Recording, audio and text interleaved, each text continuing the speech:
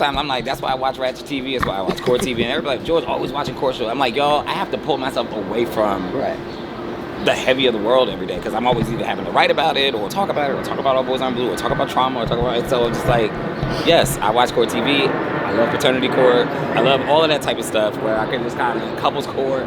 Like, I watch all of that type of stuff because it pulls me out of like the reality of what my day-to-day has to look like, and I unplug. So, because for me, it's like I have to.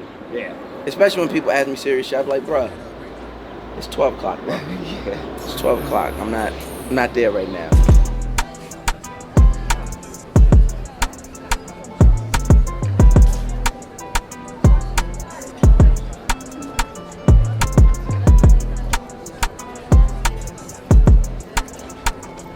Welcome back to another episode of With Mouse Jones. Today, I'm joined by none other than a friend. I would like to say a friend. Yes. A friend, someone I look up to, I admire, a colleague. We have esteemed, I like that word, esteemed author, George M. Johnson, author of All Boys Aren't Blue. Welcome to With Mouse Jones, George. Thank you. Did that feel professional? It did. That was very professional. Yeah, I hate it. I hate that part. I hate the professional part. But it's like, esteemed author. I just want to say my nigga's here. Right. But George Johnson is here. How you feeling? I'm good. I'm like, and we use the N-word. I'm like, listen. I know I'm in the industry and I might write kids' books, but here, you can be you. Right. You can be all of you. Right. Okay? Don't show up 99.9% you.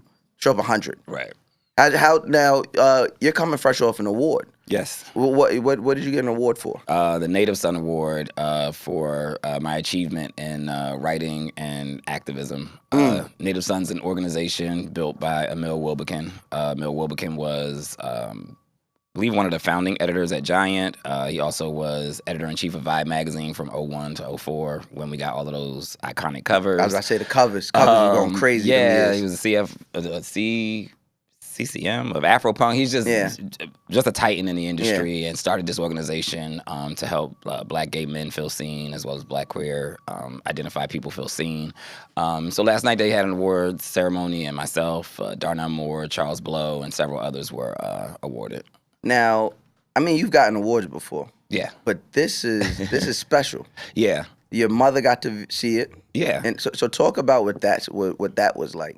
Yeah, it's interesting because of COVID. Yeah. Shit's been shut down. So like we just starting to do in-person things. And so although I was able to get like awards in like LA or in DC, it never was able to like coordinate right with my mom's schedule to get her there.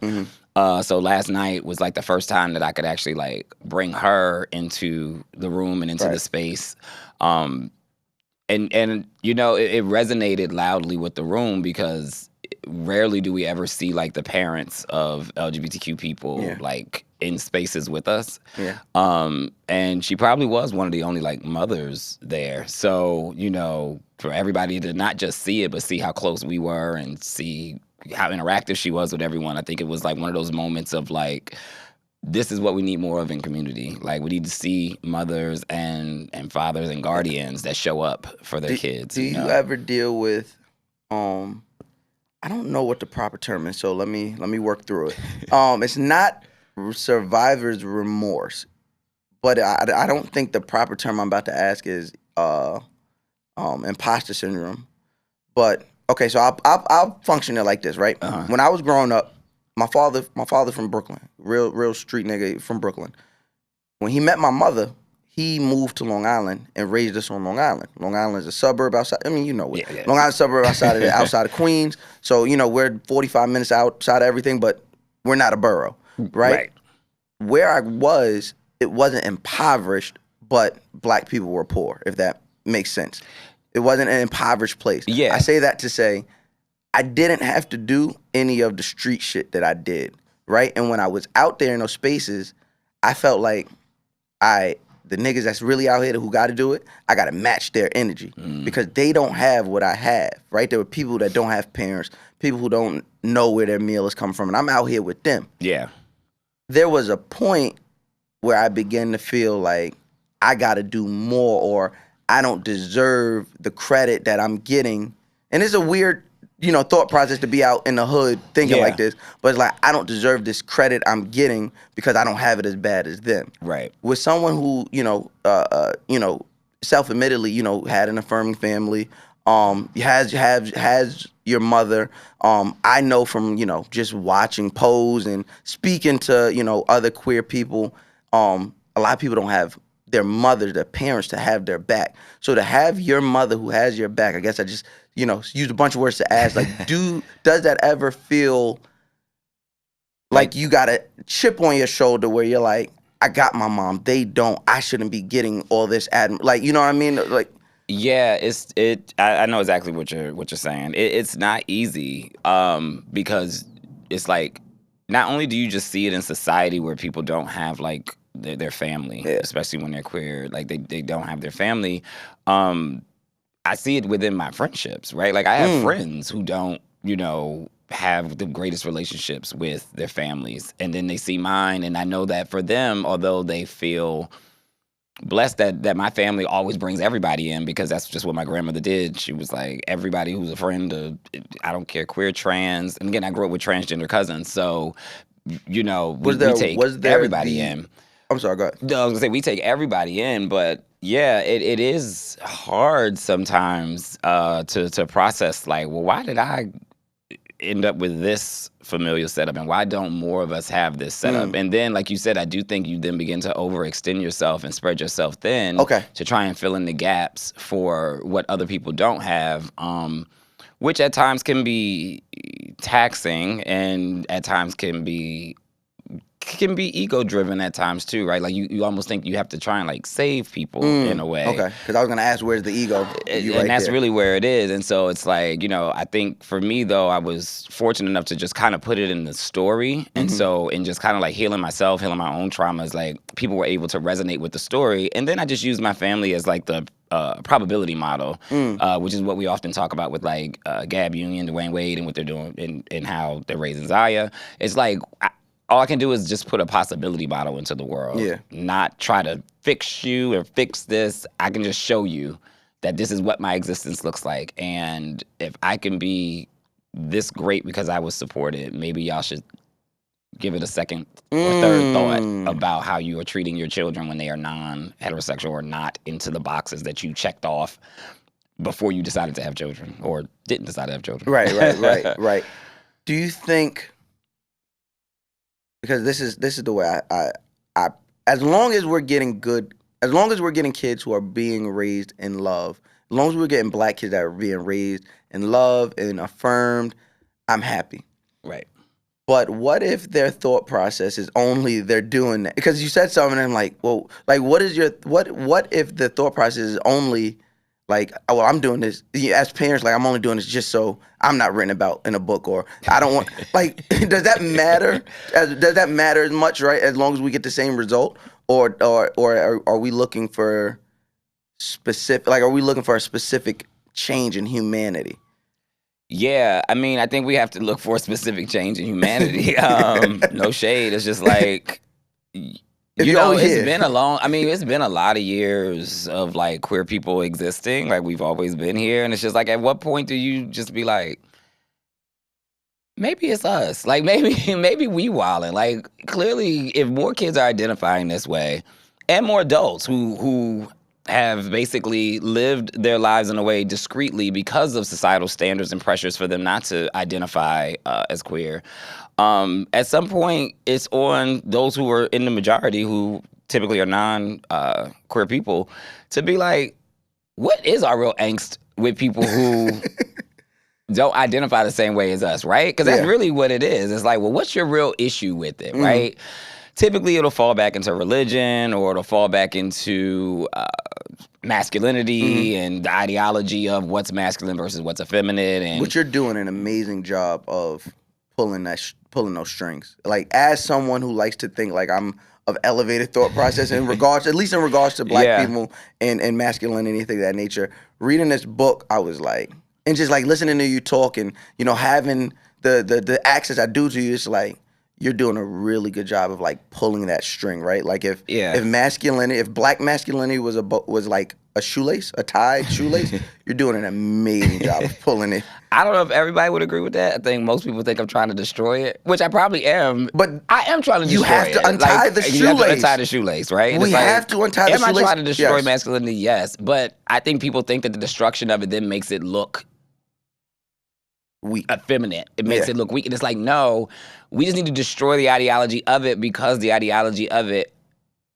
is a myth to begin with, right? Because it's literally based off of someone else's perception, because this one person's perception of what they think is masculine isn't going to match the next person. Right. So there really is no like checklist of things you could follow to then be like, okay, we deem you masculine versus, okay, now we deem you, right? It's just like, you could be the like you said, from the streets, but let you get your manicure one time and get some, gloss on your fingers. Oh, I was the first nigga doing it. Now everybody's challenging you, right? Or everybody's like questioning you, right? And it's like, let you get your hairline just a little bit too sharp or a little bit too, right? Let you do a skincare routine as a dude, right? Like now people questioning your whole sexuality. It's like, because you want good skin? Like it's just...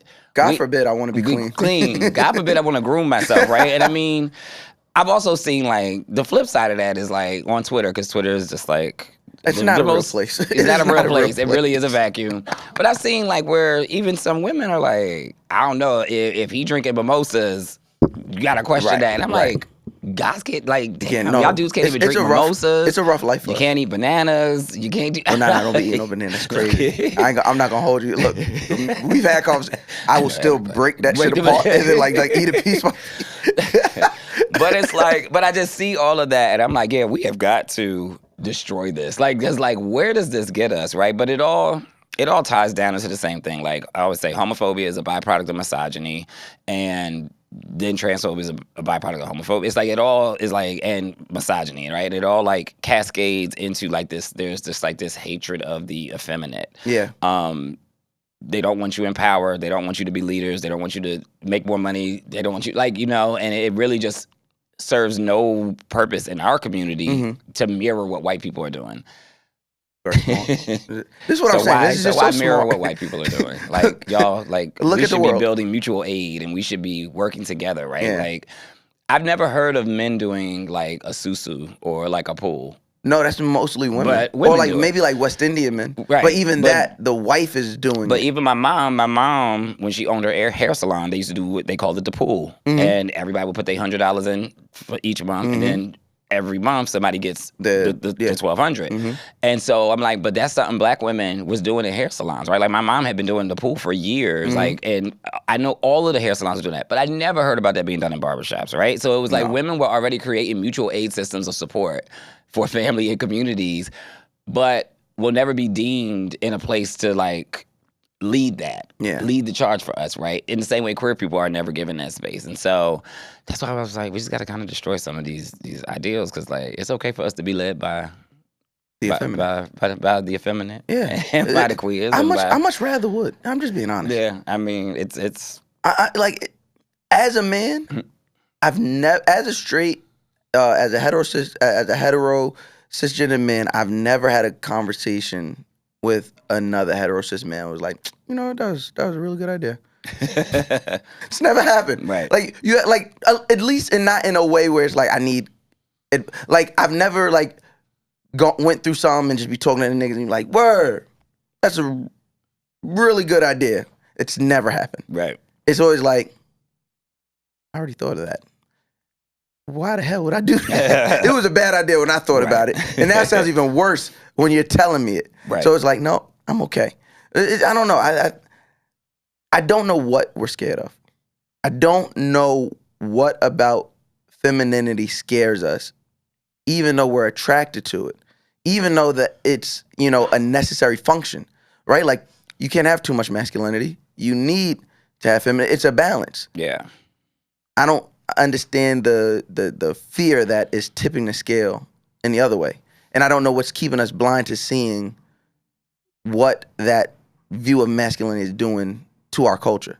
Yeah, and I think that's the hardest part, right? It's like when we try to talk about it, like people are like, I don't know, people get very very toxic, very like visceral kind of like reactions to like anybody who's like, y'all, this masculine ideal has got to go, or like, you know, even small stuff like, you know, what is it? Big boys don't cry, and it's like. But what does that do? Like, that's a masculine thing that has to go. Because if we're telling boys that they can't cry, how do they express their feelings? Like, how do they express their feelings outside of rage? Because you if you only are telling them that they can't cry and that they have to pin it up, eventually it just explodes. Yeah. Right? And so it's like little stuff like that. Or when we call little boys ladies' men, what does that mean? Because you can't in one breath say, oh, there's a whole gay agenda that's trying to sexualize our children, while I'm also watching y'all call 2- and 3-year-olds ladies' men. So you can't have it both ways, right? And like I was saying, like I was in the kindergarten and they was making us exchange Valentine's cards. What the fuck was we doing exchanging Valentine's cards at 5 years old? Like you were already conditioning us. If everyone was able to share it with everyone, would you have been okay with it? But here's because see, that's the thing, right? Now, a little boy wants to share that Valentine with a little boy. Now, it's absolutely not, right? So it's like, but if we're creating where boys are sharing with girls and girls are sharing with boys, nobody has an issue. I never see issues with that. Because that fits. That's what we want to create. We want to create the dynamic already, and we want to start pushing the dynamic already, right? And so, yeah, I mean, that's really what I see as the problem with it, right? It's like because...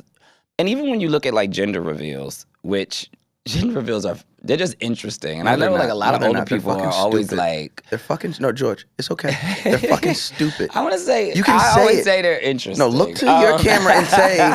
Because it's all right, because I'm standing with you. Yeah. And that gender reveals are fucking stupid. They are a social construct. And I had my kids before gender reveals, so it's really fucking stupid. I don't mind saying it now. I don't give a fuck. Yeah. You know, I had a real nigga gender reveal, like everybody else. Yeah. You know what that was? You went to the doctor with your baby mother, and y'all was like, yeah, it's gonna be a boy. Right, it's gonna be a boy, come on. And they were like, congratulations, you're having a girl. And you have that moment of sadness. Yeah. That's the true gender reveal. That's the real nigga gender reveal. But that's also, right, wow, right? Because you see these videos of, like, fathers being, like, really upset. Yeah. And it's just like... You know this lives forever. And, like, that's scary in a way that, like, you didn't process that you may have a child of something that you didn't think of. Like, it's not like, did you think any of this through? Well, I can tell you from a father's standpoint, from that process, most men are disappointed because your son is the conqueror. Your daughter gets conquered. Mm-hmm. You get them? That's the thought process. So I know. So they're walking around like, damn, bro, now I got it. You know, same thing. You know, we as men, we say it to each other all the time. Even me, you know, when Mac had his daughter, I was like, all right, well, you know, we getting the guns. Right. But we never say that for, we having a boy. All right, we getting our guns. We don't say that. We be like, yeah, you know what it's that a mean. whole different process. But then it's also like in the same breath, it's like you want to protect your daughter from the same man you were to other women? Yeah. And it's like, how did you rationalize that, right? Because you could do that. I can do that to you. Like I can do that to those women, but you can't do that to my daughter. Like, it's the wildest thing for me sometimes. It is. It's America. You will do this to your country, but ain't no way you coming over here doing it. It's our country. It's the wildest thing. But like, you know, even with the rise in gender reveals, like I said, it was like we went from baby showers to gender reveals because it was like now we want to determine the gender of a child even earlier than the baby shower, right? Whereas I grew up, my mother didn't want to know. And so we found out all on the same day, which was the day I was born. And so we all found out that day, which, you know, I tell that story in the book about how they thought I was like how they thought I was a girl at first. And because I came out and had a head full of hair, and my aunt ran out and said, it's a girl. And came back in. And then the rest of you came back. And was like, oh, shit, I got to go tell everybody, like, mistake made. Like, but like I said, now, like, they got both, I guess. So, you know, I mean, I identify as non-binary now. You know, that was like a healthy conversation I had with my grandmother. And what does that mean?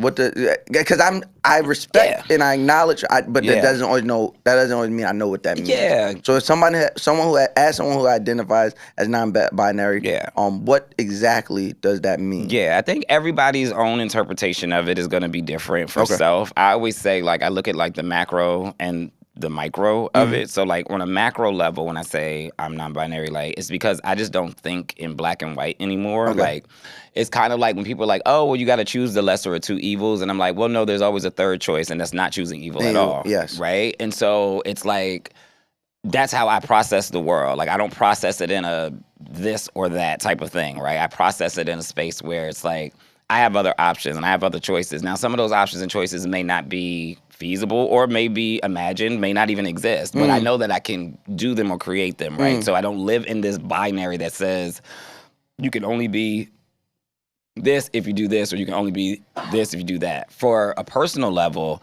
it just means that I don't identify with gender. I never have felt like the best way to put it is like when you grow up, like I grew up thinking I was trans. Okay. I always imagined myself being a girl in my head, and I've written about that. And I thought that I was going to transition one day because I grew up with a cousin who I watched transition. And then I started to see images of queer people who had the same body as me, but who also could be as effeminate as I felt, and who also could kind of float with fluidity. Yeah. And so that's when I, really, really learned, like, okay, like I can exist in the body that I'm in, and I don't have to identify that body with being a man, right? Or like, performing in the way that people think that a man should perform. And my friend Milan, she kind of puts it best. They use multiple pronouns. Yes. They kind of put it best when they're always asked, like, what does it mean for you to be non-binary? And Milan is always like, it's like a shower. Like, the nozzle could be hot or, but some days I may move it all the way to cold. And some days I may move it in between. And some days it may be a little warm. That's really what it is. It's like we just move through fluidity with our gender identity, our sexuality, and we just don't feel the need to identify as this or that. Because we embody all of those things. We embody all of the spirit of what it just means to be a human. Now, I understand that. Yeah. Because I am invested in understanding our people, queer, black people in general. If you're black, I'm going to sit down, I'm trying to understand this. Yeah. You said, before I asked you the other question, you said you had that conversation with your grandmother. I did. How was that? Now I understood it, even though there was parts where I was confused. It still came evident. Okay, I got you, because I'm invested in getting it. You said you come from a an affirming household. Yeah.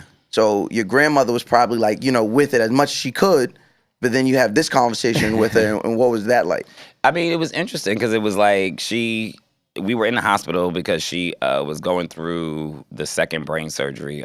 She had a glioblastoma, and my mom had just left the room, and she was just like, she calls me by my middle name, Matt. And she was like, Matt, can I ask you something? And I was like, yeah. And she was like, well, you're not just gay, right? And I was like, then my mom was like, where's this going? And I was like, well, no.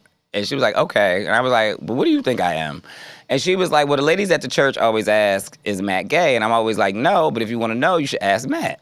And Come on, Grandma. I was like, okay. And she was like, all right, I'm just going to say, like, watching you grow up, she was like, you were never really a boy. She was like, but you were never really a girl. You just kind of sat somewhere in between. And she was like, I don't know what y'all call that, but that's what you've always been. Like, you just never, she was like, to me, you just have never been either. You just kind of been Matt. And you just existed how you wanted to exist.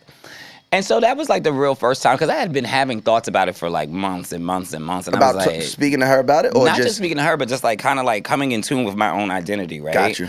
And I was just like, a lot of like what stopped me from not just presenting in a certain way, whether it's the fashions I wear sometimes, the makeup, the things that I do, or how I want to show up in the world. Okay, you're a stepper. Right? You don't play. Was, there's another side of that, of like the desirability politics. And well, if I perform in this way, start to look this way, and start to be my truest self, I will probably be rejected by certain types of individuals within our community. Yes. And I don't know if I'm ready for that. Yes. And so either way? Either way. Like either side. Like you might be pushed away from the queer side or the cis hetero side or just the people you were I mean, right, because like, you know, I'm also still in a fraternity.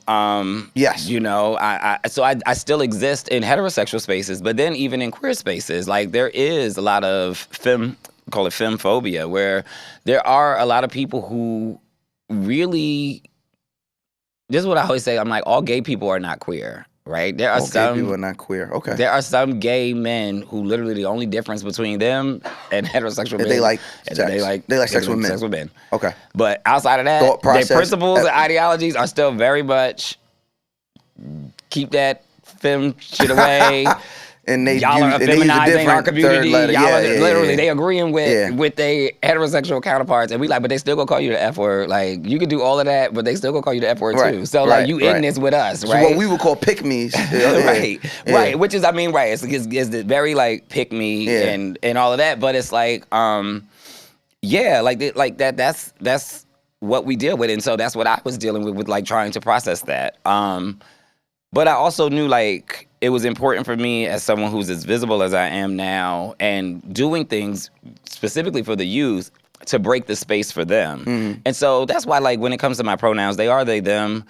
But people will always say like George has a lot of grace with that because, you know, people still use the he, him. Sometimes people today use she. I've used it a few times. And my apologies. I did not know. Yeah, and you know, for me though, it's like I know who I am, right? Yeah. And so I'm confident in who I am. So it's like and I'm 36 now. I'll be 37. So it's like the pronoun conversation for me is not like at the forefront. The forefront of like my existence in the world. You're focused on trying to live. My focus is trying to live, trying to be a possibility model for the youth, and to show them that this space does exist for us because they know who I am, and it helps them to know who they are to see me existing in this space. And so you know but that's the type of work that I like to do. I like to give grace to my community because I've watched my community be destroyed by whiteness. And I give a grace that often isn't given to me, even from my own, but it doesn't make me regret anything. It doesn't make me be less graceful. I just kind of am like, all right, like this is the hand I was dealt. And I'm just going to keep trying to educate and just keep trying to, you know, put the good messaging out there and be my best version of my best self. Now, you said growing up, you thought you were trans.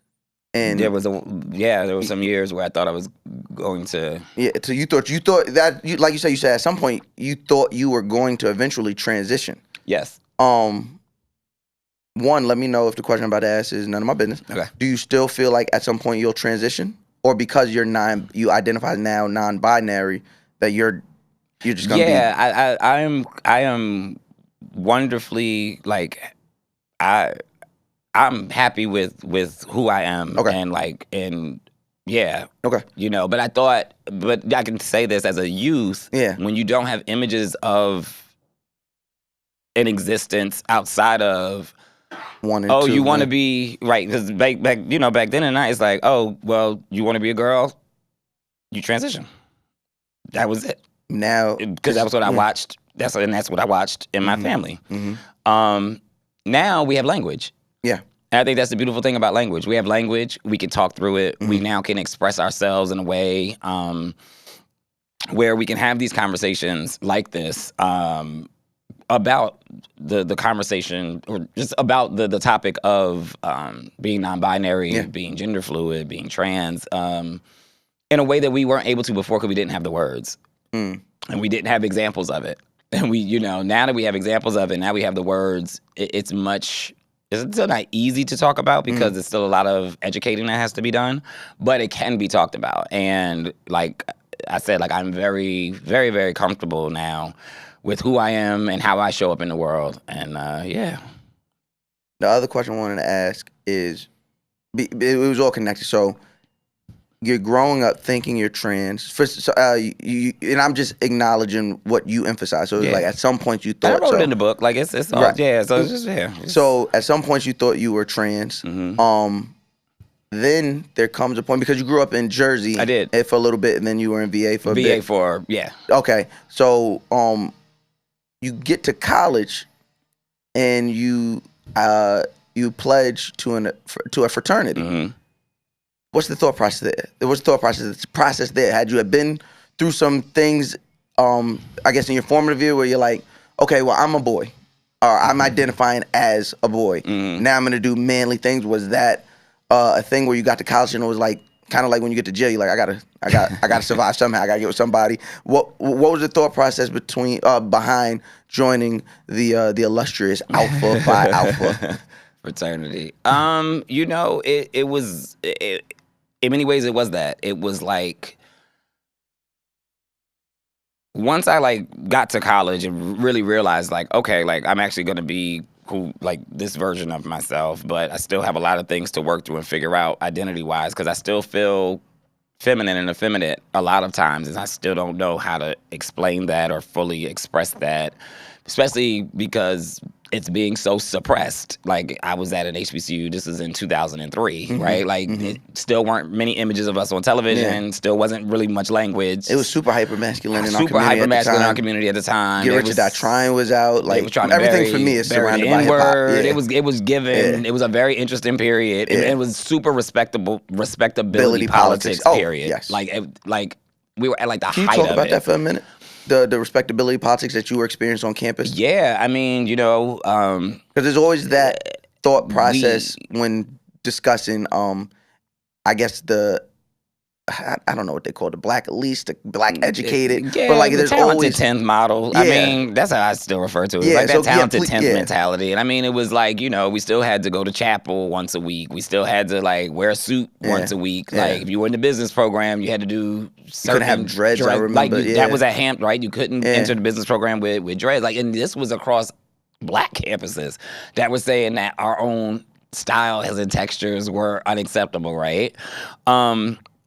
We were trying to bury the N-word. They had a whole funeral about how we were gonna stop saying the N-word in our community, and a lot of us bought into it. Like, it was bad. Yeah, like if we stop saying it, they'll stop saying it, right? And it's like they not gonna stop saying it. We wasn't saying it when they started it. So why would that? How could that ever work, right? But yeah, it was just like an interesting time, and you know, part of that was, you know, like being public and queer was not a thing. Like there were a few, like very, very few, who were, but at least starting to like go into college, it at least allowed me to start to see images of myself. Yeah. And so in seeing images of myself, I was like, okay, so there are some people out here who exist like me. Interesting. And like I said, I went to high school with one boy who I knew was, and he knew I was, but we never said anything, and we're still friends to this day. Yeah. But that was like also like one of those moments for me. I was like, okay, maybe I can be this and exist as this. But I still felt like there was a pressure to be masculine. Like I just felt like I'm still not masculine enough. And so I was like, the fraternity. And, you know, and then growing up, like I didn't get to have like a clique like my brother, because I didn't fit in. Like I was always so different. I never had my own circle of friends outside of friends that were girls. So I was like, all right, one, I could do this. Two, I'm gonna prove that I am like just as tough as everybody else. And I don't even know what I'm entering into, but I'm gonna make it out on the other side. Literally, figure it out on the other side. I figured it out on the other side, and you know, went through it and made it on the other side, and ended up with a bunch of gay line brothers. For real? Entering the organization, and so it was like the thing that it's funny. I always say it was like the thing I was chasing. Like this idea of masculinity, I ended up finding what I actually needed, which was like an actual like family of people. Now, when you say your line brothers, those are the people you crossed with. That I crossed with. Yeah. That's crazy. Yeah. That's so crazy. Yeah. So 4 of my line brothers are gay. That's so crazy. Okay. 4, so it was 9 of us in total. So it was 5 of us were gay and 4 of us were not.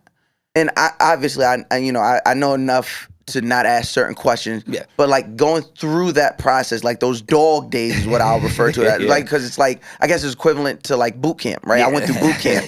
So it's like the most grueling, demeaning parts of this journey you were going through as someone still trying to affirm themselves and identify yourself.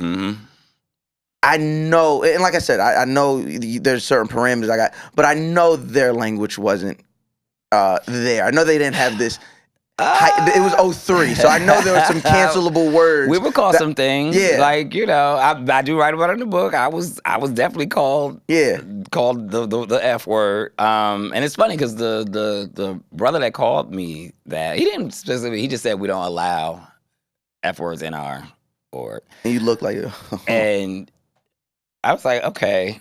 But what was, I mean, I was like, okay, like, and I was upset. I cried about it. 'Cause I was like, I'm fighting so hard. Like, what am I, like, this is not right. But it's funny because, like, that's probably one of the brothers who I'm closest with today. That's so and good, it took us years to, like, just, like, figure out our relationship, But I think that's the ultimate thing is, like, and trust me, like, it has not been easy for my org, my chapter and my org. A lot of them have come around to it, but like to see me be this public person that identifies as non-binary, that is very fluid within my sexuality and my gender, very public about my story, and also be a member of this org. Like, it's hard for the org, right? Because the org has an image that has always been an image that they want to protect, that masculinity and that manhood looks one way. Yeah.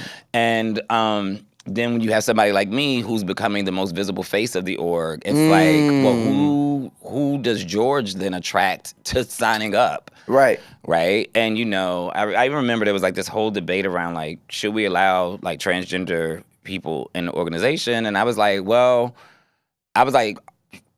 the question isn't should we allow them. The question is, how do we start acknowledging them because they're already in the organization? Here. Yeah. And, people looked at me like, what do you mean? I said, they already, like, I know, y'all may not know them, but they here. Like, trans people already in the org, right? So. Either way? Both sides? Yeah. Okay. Yeah. And so that's why we're always just like, the real question now isn't about, like, a policy of, do we allow people?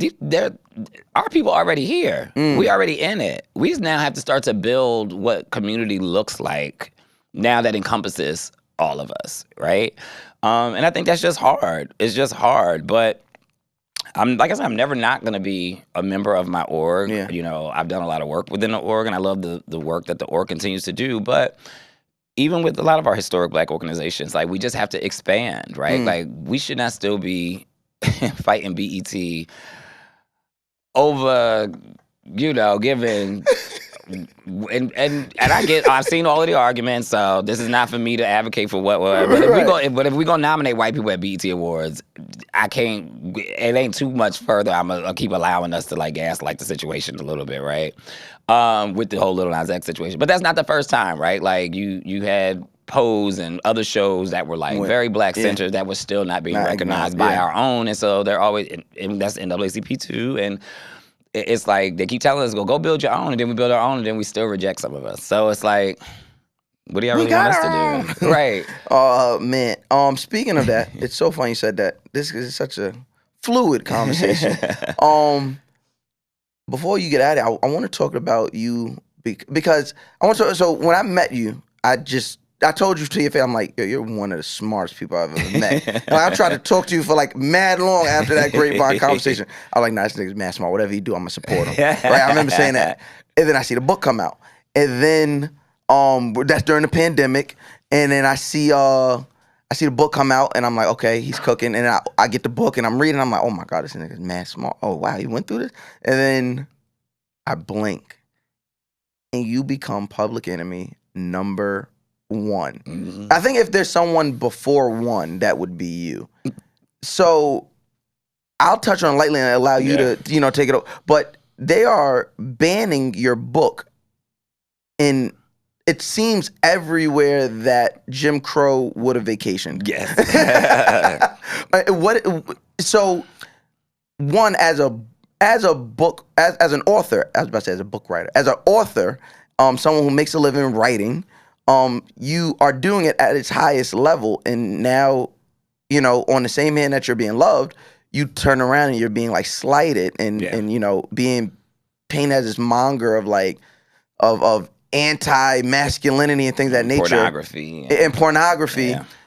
And then, so to me, it's like, do you feel bad? But then on the same hand, just the people that are pushing you away, it's like, I want you to push me away. Those type of people I don't want. So do you look at this as when your book gets banned in a certain place, do you look at it as a win, or are you like, what do you see it as? Yeah, I mean, it's tough, right? It's like you like I put on a good face, but it does bother me. Like how can it not bother you? Like when people are trying to literally remove a text from teens who need it and try and paint it in a light.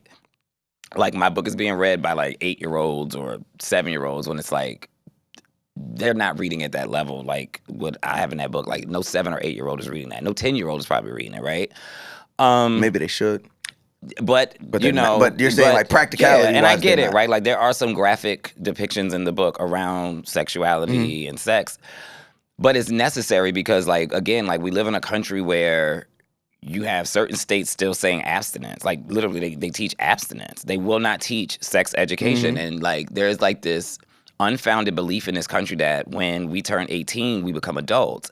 And it's like, we're just like, so let me get this right. You don't teach us sex education. You don't teach us about sex, not just outside of reproduction, because most people are not having sex to reproduce. Most people are having sex because it is pleasurable. Yeah. You don't teach us any of that. Yeah. And then at 18, we are just magically supposed to know how to engage in sex properly. Like, it's the most archaic way of thinking because it's like that just is not realistic. It's simply not realistic. Like if we are not teaching the youth who are going through hormonal changes and all of these things what it is like to engage in consensual sex, what it is like to have agency during sex, what it is like to not feel shameful to being attracted in that way to another person when it's happening because of puberty and all these things, again, we're just creating this increasingly toxic environment. So it's like when you look at marriage rates declining, like it all is tied to the fact that we are not teaching people how to properly integrate with one another in their sexual spaces. And that we just, again, assume that at 18, there's some magic switch that goes off. Even though a child could be already being harmed. A child could already be, you know, and then we say, well, they shouldn't read about your abuse in this text, or they shouldn't read about your first times having sex in this text. It's like, yes, but your child may already be going through that. Yeah. And so you're just denying them the words. You're denying them the resource that may help them name the abuse, that may help them realize that they shouldn't feel shameful for someone violating them. And so it is hard to watch it be banned across the country and be spun into like this nefarious thing that's like teaching my child porn. And like I said, like, you know, if your child wanted to see porn, I don't think your little white heterosexual son they're not coming to this. Is picking up my book to read about my first sexual experience. It's like, I just do not. And if they are, then maybe you need to have a conversation. Like, I don't know what to tell you, sis, but you might want to have a conversation with your kids then, because if they picking up this queer book to learn about sex, then maybe that's the conversation opener, right? That should be more of a conversation starter than anything else. Right. So it's sad. It really is sad. You know, our ancestors were denied the ability to read and write, and then we kind of break past that, and then, you know, the slaves started writing their own books and then had to write them under pseudonyms because you didn't want that to come out. Then, you know, Morrison and them started writing books and y'all tried to ban those too. And like now we're writing books and you're trying to ban us again. And it's just like, you know, this is not about our storytelling. It's about the protection of ideology. Because they're not even reading the books. They're not even reading what we're writing. They're just trying to protect an ideology that says that only white people deserve to know that they exist. And that their existence shouldn't make white kids feel bad. Like that their history is so tattered in violence. Wow. You're so smart. Okay. Last question before I get you out of here. It's probably one of the deepest ones, right? I always believe there's a light at the end of the tunnel. Just from the outside looking in, I see where that light began to shine for you. But I could be wrong. So I want to ask you, what did the entrance of that tunnel look like? Then what did that light at the end of that tunnel look like? Like, do you remember going into that tunnel? Do you remember where life was kind of just like life, and then it got like kind of bleak, or it got to that moment where you're like, I'm here. And then what did it look like coming out of that? Yeah. It's probably around, I was like 30. I just went to this conference in LA. It was a conference that I used to love going to. I was doing HIV work. And I remember I went to the conference. And when I got back home, I literally just like walked in my room and I was like, something's not right. And I was like, I don't know what's not right, but I was like, I'm not happy. I'm making good money. I'm doing the things that I thought I wanted to do, but something's not right. And I remember I just took out a poster board because it was January. So I was like, I hadn't done like my vision board. I hadn't done like my goals for the year yet. And I just took out a poster board, hung it on the wall, and I was like, just write the first things that come to your mind. And the third thing I wrote, I was living in DC, the third thing I wrote was move to New York. I have no idea where that came from. It just was like, you need to move to New York. And I put myself on a 6-month plan. I told all my friends and family that I was quitting my job and that I was going to move to New York and be a writer. And I had already been freelance writing at the time. This was 2017. But I was like, I'm going to go full-time into writing. And, everybody was like, you going to give up your job as a CFO and go full-time into freelance writing? Like, that's... I was like, I don't know. When I am who I am, I trust the universe. I've always trusted the universe, and I've always made these type of decisions like that, and they've always paid off for me. I think it's like the whole parachute talk. Yeah. Like, if you never jump, the parachute never opens. Yeah. So it's not about that. It's about you just have to take the jump, and eventually your chute will open. So I think that was like that entry point. Yeah. It was like, okay, that was into the bleak. That was the into the bleak because I was like, I don't know how this is going to turn out. I could end up losing my apartment. I can end up losing I could lose everything. Like, because I've worked so hard to get to this place, and now I'm going to go back to like entry level in many ways. And again, that's not the first time I've done it. It might be below entry level. Right. That's not the first time I've done it. And I was like, so you did it once before and it worked. Let's do it again. And then, by, a year and a half, I got the book deal. Then, things still were hard, though. Like, then pandemic hits, book comes out. I don't know what's going to happen, but I'm going to keep working it. But I think the book coming out in the pandemic and still doing what it did, still hitting all of these accolades and merits and charts and watching people be so moved by it, I think that was, for me, like, that was the light. Like, finally, like... okay, like, this is what you were supposed to do. You are very in tune with the universe in terms of, like, the work that you're supposed to be putting into this world. And I just was telling people last night, like, I'm not the first person with my story. I'm just the first person that was allowed to write it. And, in writing it, I think it was like writing the story of those who have existed here for 50, 60, 70 years who are still queer, who have read the book and are like, this is it. Like, this is exactly what I felt in 54 when I was 8. This is what I felt in the 60s when I was 10. This is what I felt. And I've never read it in a book before. What is that like, hearing that? Specifically hearing that. When you hear that from the older generation, they said, this is what I needed to hear in 54 when I was 10. Yeah. We weren't even thoughts. Right? We were still the egg inside of our grandmother at that point. Right. So you hear that from somebody so many years your senior. Yeah. So many more experiences on top of yours. Yeah. What did that do to you? Yeah, I mean, it becomes, I guess, part of like the ancestral work. And so it just feels ancestral because it's like, that's how you know you did it. Like, that's how you know you're in tune with those before you. It's like when some of those ancestors who are still living with us are able to read it and say, like, yep, like, this is that. This is the thing that we needed. And so it lets you know that you're really, really in tune with not just what's happening now, but making sure that it has that connectivity to what everybody else has already done in the past, right? Because a lot of times it's like, and we could even take like Beyonce's new song, right? I saw like people breaking it down, right? I do too. And people were breaking it down today, but like I talked about Larry Levin and Frankie Knuckles. Yes. Because, people were like, people don't understand that house music isn't just one thing. House music is subgenres, and Frankie created a Chicago style, but Larry Levin created New York, New Jersey style, and Larry and Frankie were best friends. Everybody knows Frankie. Most people don't know who Larry is. Yeah. But I was like, when you think about like the song she put out, it was like, I can hear Frankie and Larry's influence, but I can also hear the 90s house style, which was CeCe Peniston, Martha Wash, was it CNC Music Factory? Yeah, I was about to say you can CNC. hear that influence, but then you can still hear that New Orleans you also bounce. hear the gospel in it because it's a whole choir at the end. Man, yeah. You hear the New Orleans bounce, which is bringing us forward. And so I was like, that's one of those songs where it was like, you got your past, your present, and you can hear like the future of where house can go now because the top star in the world is doing it, right? So that then opens up a future.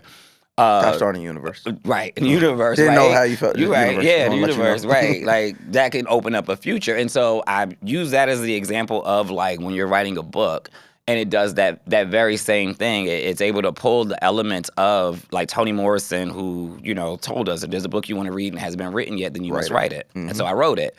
You know, of Baldwin and, you know, Notes of a Native Son, where, you know, he talks about his upbringing, his relationship with his father. I have a chapter in there about my relationship with my father, right?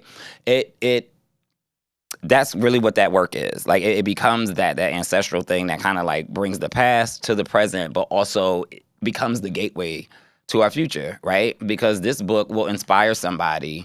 There's already like 3 people who have written songs called All Boys Aren't Blue, like 3 musicians. Like, I've seen the book turned into artwork. I've seen, like, so it's already inspiring future. And so this book isn't for, I mean, it's for us in the present, but it's really for some kid 50 years from now that I may never know who picks it up and then becomes the next person to change the world because they picked it up, right? I can't wait till I'm like older and I see somebody wearing like the All Boys Aren't Blue like art shirt and I'm like, yeah, you whippersnappers didn't know George. Right. I knew George. Right. I knew them, okay? Right. Listen, so what I do here is before I let people go, I think it's always beautiful to have these conversations, but then put out like just, I don't even know if the word is like good energy. I just love to see people give flowers or, you know, give notice to who they are inspired by or the young people keeping them young or, you know, the people who may not have the eye or may not have the eye on them right now. So if there's anybody right now that you got an eye on, music, art, book, whatever it is, right now is your moment to, you know, look in this camera and shout them out. Who do I want to shout out? Well, shout out to Hari Ziad. That's a very dear friend of mine, an amazing writer who is going to do amazing things with some of the projects that they are working on. Shout out to Deshaun Harrison, another amazing writer.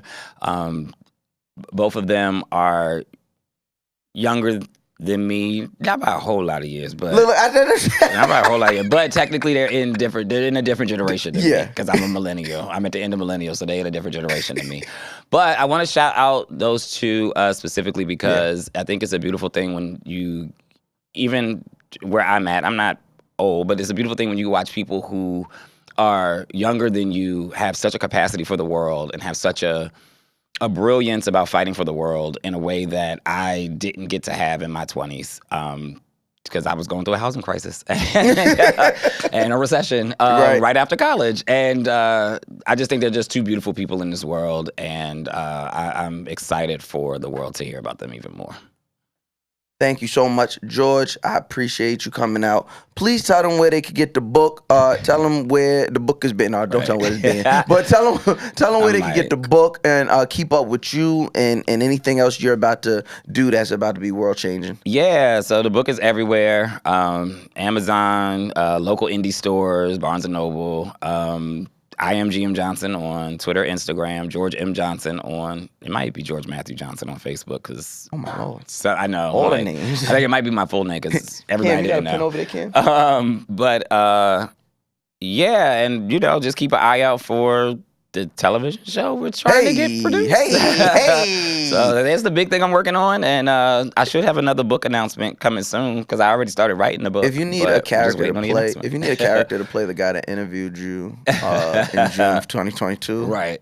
I'm right here. No one can play me better than me.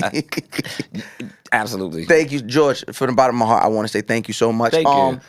Also, got you on camera. I need you to sign my book. All right, I've had this book since 2020. I need this book signed. Make sure you get the book. Until the next time, I am Mouse Jones, and this has been George M. Johnson with Mouse Jones. Right, struggling to open a pen.